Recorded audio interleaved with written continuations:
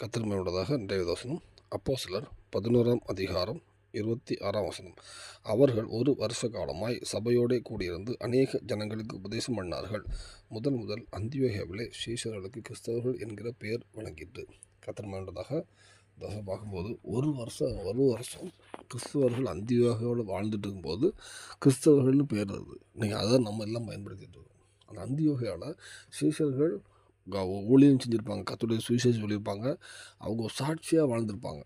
அந்த சாட்சியாக வாழ்ந்துருப்பாங்க, மற்றவங்க பார்த்துருப்பாங்க இவங்களுடைய வாழ்க்கை முறைகள் வேறு மாதிரி இருக்குது, அவங்க உண்மையாக இருக்காங்க, அவங்க எல்லாம் பார்த்துருப்பாங்க. அவங்க காஸ்பல் இயேசு கிறிஸ்துன்னு சொல்கிறாங்க, இயேசு கிறிஸ்து சொல்கிறாங்க, அவரே மாதிரி வாழ்ந்து காட்டுறாங்க. அப்போ அதை பார்க்கவங்க தான் இவங்க கிறிஸ்தவர்கள் அப்படின்னு பேர் கொடுக்குறாங்க.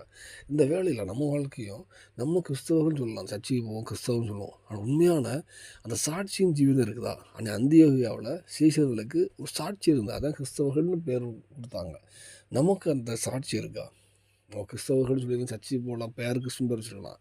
ஆனால் வாழ்க்கை முறையில் இவன் கிறிஸ்தவன், இவன் விசேஷத்துக்கு வித்தியாசமாக இருக்கான், இவன் எல்லா வீட்லையும் சில பாவங்கள் விலகிருக்கான், ஒவ்வொரு பேச்சு எல்லா வீட்லையும் உண்மையாக இருக்கான், கரெக்டாக இருக்கான் அப்படின்னு ஒரு சாட்சி கிறிஸ்துவ பிரதிபலிக்கான அவனுடைய ஒவ்வொரு நடவடிக்கைகளும் அவன் பேசும்போதும் நிற்கும் போதும் எங்கே வந்தாலும் கிறிஸ்துவ பிரதிபலிக்கணும். நம்ம பிரதிபலித்து அப்படி கிறிஸ்தவர்னு சொல்லணும். அதுதான் சாட்சி.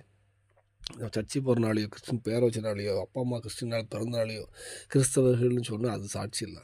நம்ம ஒவ்வொரு சூழ்நிலையிலும் கிறிஸ்துவை நம்ம பிரதிபலிக்கணும். அன்னைக்கு கிறிஸ்தவர்கள் அப்படி தான் பண்ணாங்க. அன்றைக்கி அப்போ சீசர் அப்படி பண்ணால தான் அவங்களுக்கு அந்தியோகியால் கிறிஸ்தவன் பேர் சொன்னாங்க.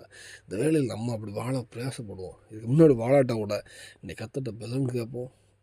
அவர் சாட்சியாக வாழணும். எல்லா இடத்துலையுமே நம்மளோட கிறிஸ்துவ சாட்சியாக பிரதிபலிக்கணும். எந்த இடத்துக்கு போனாலுமே இயேசு கிறிஸ்து அங்கே இருந்து என்ன பண்ணுவார் அப்படின்னு ஒவ்வொரு இடத்துலையும் நம்ம சாட்சியாக பிரதிபலிக்கும் போது அப்போ உங்களுக்கு கிறிஸ்தவர்கள் யாராவது சொல்லுவாங்கள்ல, அதுவே சாட்சி.